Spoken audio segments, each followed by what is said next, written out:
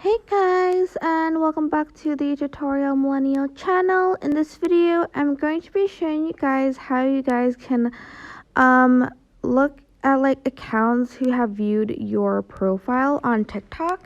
So if you do like view someone's profile on TikTok, they'll be able to find that out. Go to your profile and click on this icon on the top right here.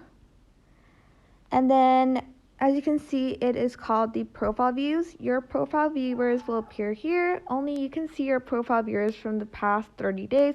You can only see viewers who turned on their profile view history. But oh yeah, you can like disable that by pressing the gear button on the top right corner and turning that off by sliding it to the left. And that is basically it. I hope this tutorial was helpful for you guys. Don't forget to like, comment, share, and also subscribe to this channel if you haven't done that. If you have any questions, just leave it in the comment section down below and I will try my best to answer them all.